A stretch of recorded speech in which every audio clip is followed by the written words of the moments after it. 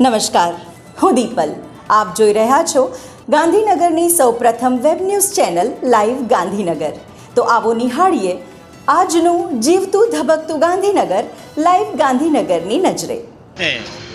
છેલ્લા 10-15 દિવસથી અહીંયા પાણીની નાખેલી નવી ગટર પાઇપલાઇનોમાંથી પાણી લીકેજ થતું હતું અને આ લીકેજના કારણે ગાંધીનગરના સેક્ટર 24, 25, 27 જીઆઈડીસી અને મોટાભાગે આદેવાડામાં ખૂબ પાણી લીકેજના દૂષિત પાણી પીવાથી ત્યાંના સ્થાનિક રહેવાસીઓને ઝાડા, ઉલટી અને ટાઇફોઇડ જેવા પાણીજન્ય રોગ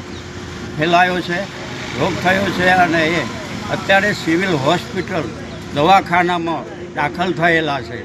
અને હવે જ્યારે આ વધારે આની અસર થઈ અને લોકોની બુમરાને રજૂઆતો થઈ એટલે આ તંત્ર સફારું જાગ્યું છે અને દોડધામ કરી રહ્યું છે.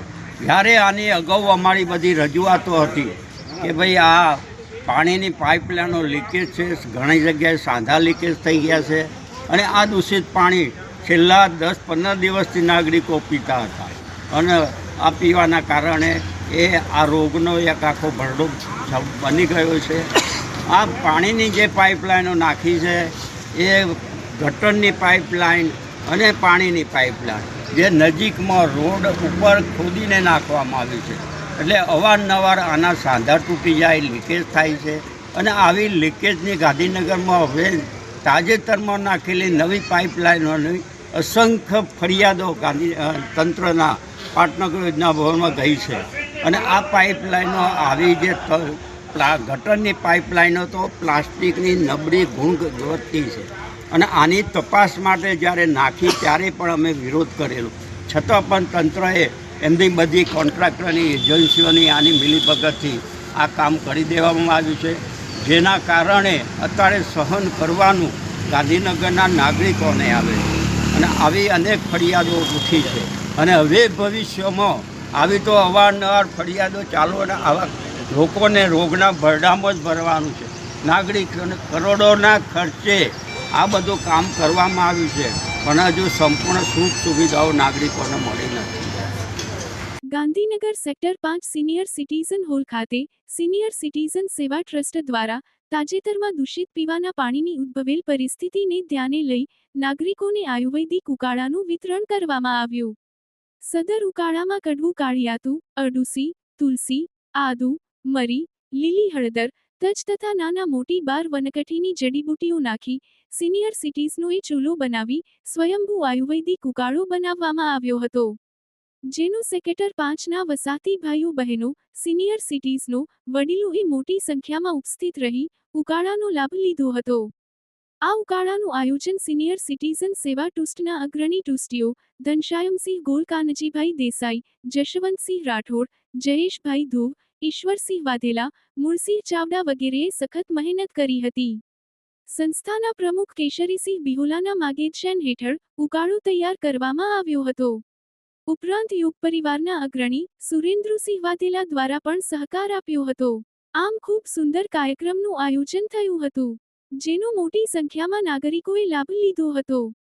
અહીંયા સિનિયર સિટીઝન હોલ ખાતે sector 5 senior citizen charitable trust અને સેક્ટર 5 વસાહત મંડળ દ્વારા અહીંયા સંયુક્ત ઉપક્રમે નાગરિકોને અહીંયા આયુર્વેદિક ઉકાળાનું એક પીવા માટેનું એક આયોજન કર્યું છે.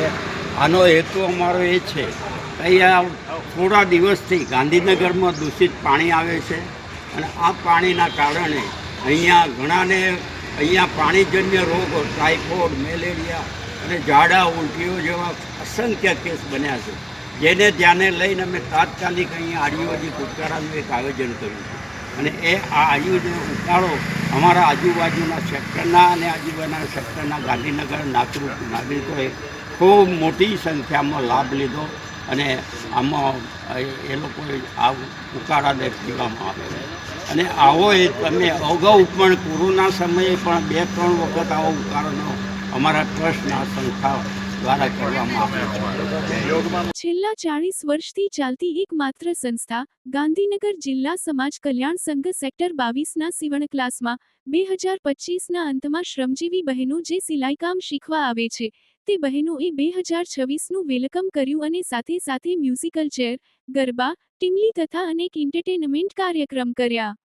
કાર્યક્રમમાં પ્રીતિબેન શર્મા, આશાબેન, ઇન્દિરાબેને બહેનોને ખૂબ એન્જોય કરાવ્યું અને સંસ્થાના વડા શ્રી દીપાબેન ઝવેરી, સોનલબેન બહેનોને નવા વર્ષની શુભેચ્છા પાઠવી હતી. લાયન્સ ક્લબ ઓફ ગાંધીનગર અને લાયોનેસ ક્લબ ઓફ ગાંધીનગર દ્વારા JMG હાઈસ્કૂલ શેરથા ખાતે વિદ્યાર્થીઓની આંખની તપાસ કરવામાં આવી હતી.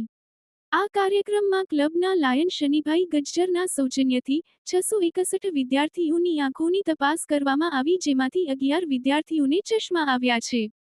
જેમાં આ કાર્યક્રમને સફળ બનાવવા લાયન્સ ક્લબના મોટી સંખ્યામાં મેમ્બર્સ ઉપસ્થિત રહી આ કાર્યક્રમને સફળ બનાવ્યો હતો.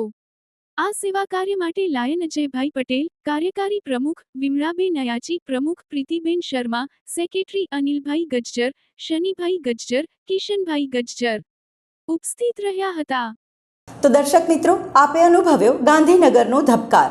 આપની આસપાસ બનતી આવી જ ઘટનાઓની જાણકારી અમારા સુધી પહોંચાડવા માટે સ્ક્રીન પર દર્શાવેલ નંબર પર વોટ્સએપ દ્વારા અથવા ઈમેલ આઈડી પર મેલ કરીને આપ અમારો સંપર્ક કરી શકો છો.